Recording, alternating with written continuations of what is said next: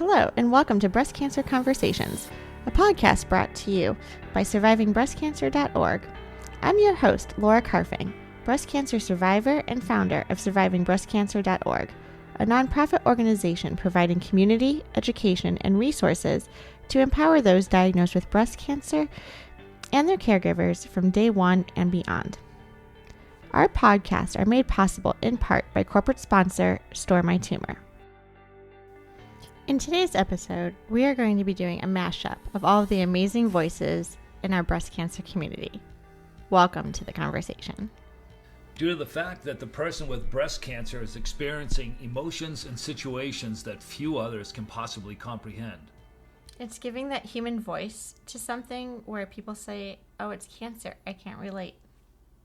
When I was first diagnosed back in 2012, I was 41.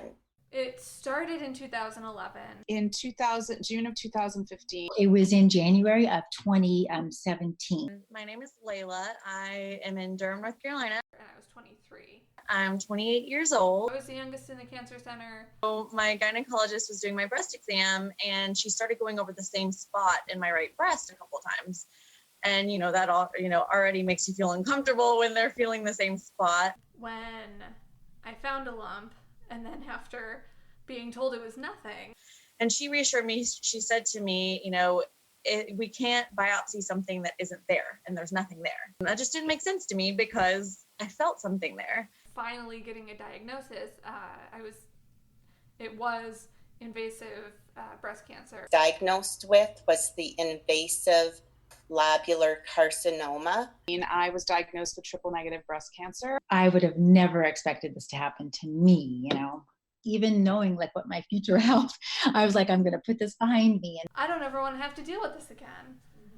Unfortunately, no doctor told me, hey, you might. When I was diagnosed, after test after test after test, at diagnosis, I was already stage 4. And then in 2013, I had a recurrence. Things moved very quickly. So from the day I was diagnosed till the day I got my port was about a week. And the next day I started chemo. That was a lot to handle. whirlwind, And I think the following week we were meeting with, the radiologist and the breast surgeon and the plastic surgeon and and you're making these huge decisions.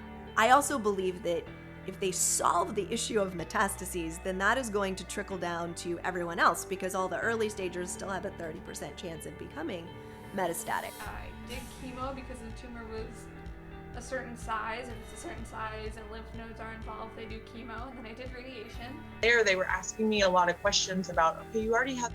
Go into that mode after treatment it can be very difficult. It's called the emotional roller coaster of survivorship. And that exactly was how I felt. It's an emotional roller coaster. The side effects of the treatment are varied, include hair loss, weight, water weight gain, physical breast alteration, depression, exhaustion, lymphedema, foot and mouth disease, just to name a few.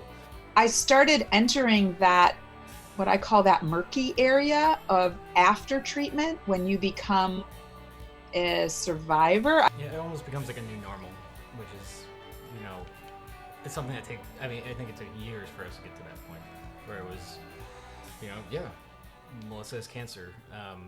My wife has cancer. Someone that you love and care about has a diagnosis like this. Obviously, there are tons of challenges. Now, the oncologists will say that because our population has grown, that the actual incidence of percentage-wise, if you look at the whole population in terms of cancer, has gone down to a certain extent. And so we had several people come up to us and say, but, we're actually making headway, blah, blah, blah. And every time people do that, I look them in the eye and I say, well, if it was your mother, if it was your wife, if it was your daughter, if it was your son, if it was you, would those percentages be okay? And I think that's the piece that, yes, you can look at statistics and feel good about statistics and all of that, but when it hits you or hits your family and it's that close to home, I think people have a different perspective. Thank you for tuning in and listening to our show. I would like to acknowledge that all of the information on our podcast are from personal experiences and are not a substitute for professional medical advice. You should always consult with your medical care team. Be sure to follow us on social media via Twitter, Instagram, and YouTube, as well as Facebook, by looking for SurvivingBreastCancer.org.